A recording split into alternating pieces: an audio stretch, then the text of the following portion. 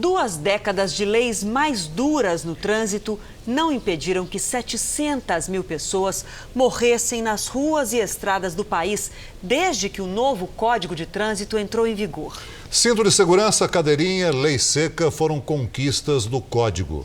Mas o que falta para mudar de fato esse cenário que consome bilhões em dinheiro público e destrói milhares de famílias brasileiras?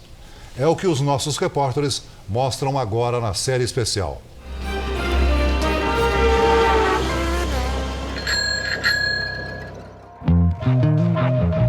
Se você tem menos de 30 anos, talvez não acredite, mas era assim que os pais transportavam as crianças nos carros até pouco tempo atrás.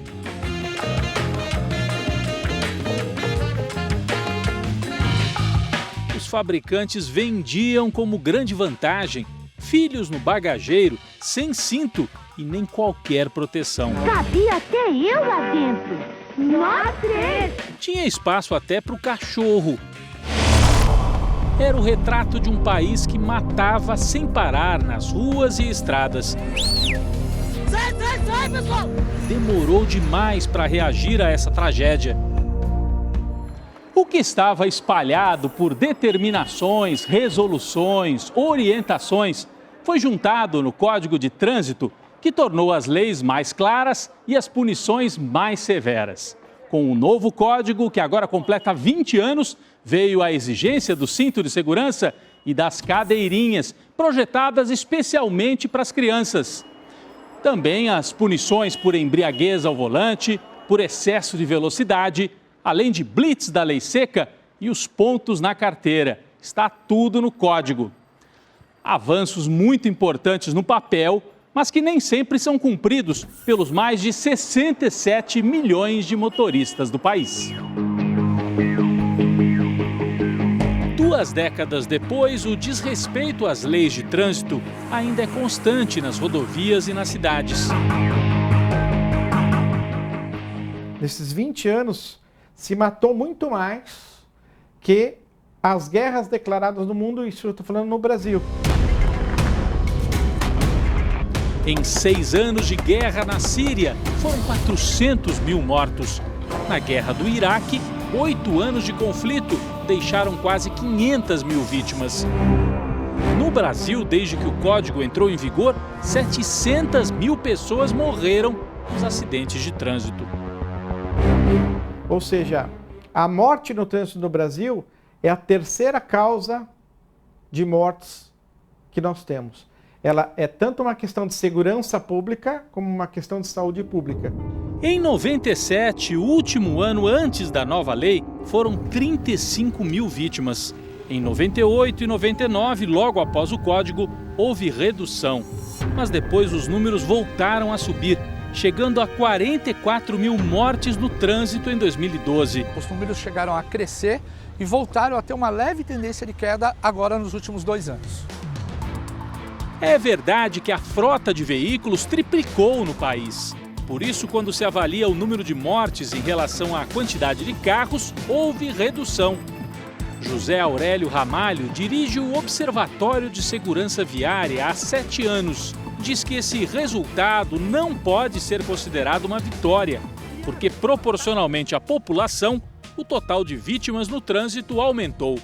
Em 2001, a média era de 17,7 mortes para cada 100 mil habitantes.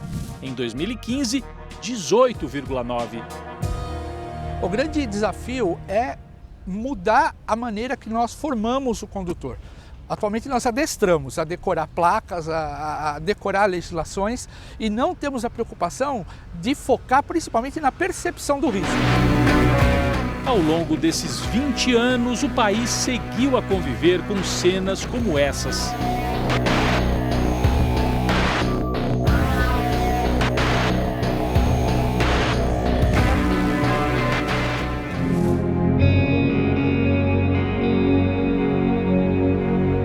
Dentro do ônibus destruído estavam jovens que voltavam da faculdade. Das 46 pessoas a bordo, 28 ficaram feridas e 18 morreram, inclusive o motorista. O caso se arrasta na justiça. Testemunhas dizem que o ônibus andava rápido demais num trecho de serra, com muitas curvas. Um laudo técnico mostrou também problemas sérios no freio do veículo. Das 18 vítimas do acidente, 9 viviam aqui em Barra do Una, praia do litoral paulista. Alguns na mesma rua. Todos muito jovens, estudantes, iam e voltavam de ônibus todos os dias pela estrada. Aqui era a casa do Guilherme, 19 anos. O pai dele é zelador aqui nesse condomínio, em Barra do Una. O Guilherme era o único filho do casal, o seu Jairo, né? Sim. Tudo bem? Tudo. Quer dizer, as lembranças do Guilherme devem estar muito presentes ainda, né? Com Pouco certeza. tempo. É muito dolorido, muito doído, não tem explicação, é uma dor que não passa nunca. Guilherme estudava design gráfico e sonhava em ser ilustrador e desenhista profissional. Aqui ele já fazendo coisas mais sofisticadas, já parecia um desenho de adulto já, né? Aqui ele estava criando uma historinha dele, com o personagem dele.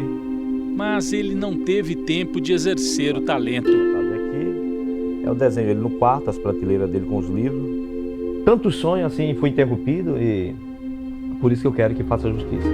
O pai quer que os donos da empresa de ônibus paguem pela falha de manutenção nos freios, que, segundo ele, teria sido a principal causa da tragédia. Na segunda-feira, esse ônibus quebrou, não teve ele.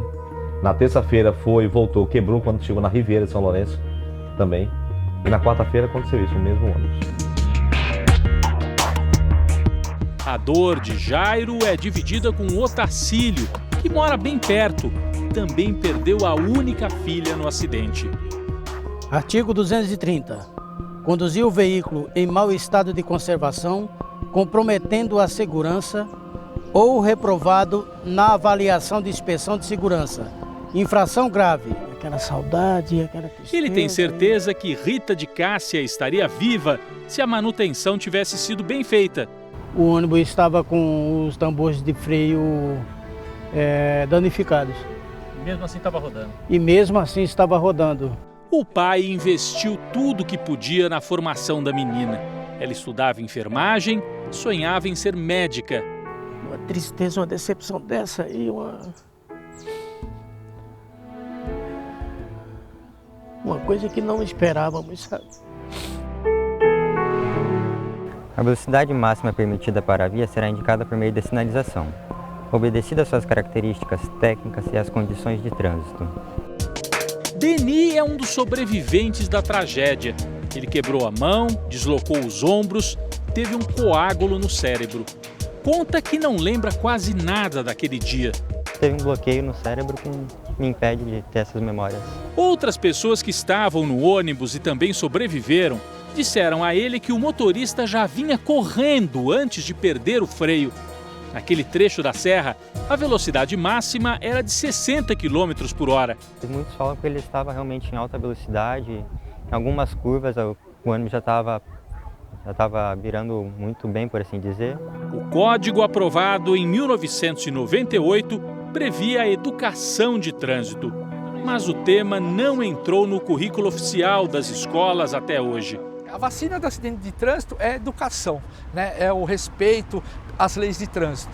E eu costumo dizer que você faz escolhas. Você escolheu falar o celular, você escolheu andar acima do limite de velocidade, você escolheu ultrapassar o sinal amarelo.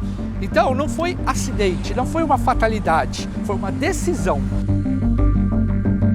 Se a vacina for bem aplicada, outros Jairos e Otacílios não terão que chorar pelas histórias de filhos que tombaram na guerra do trânsito brasileiro.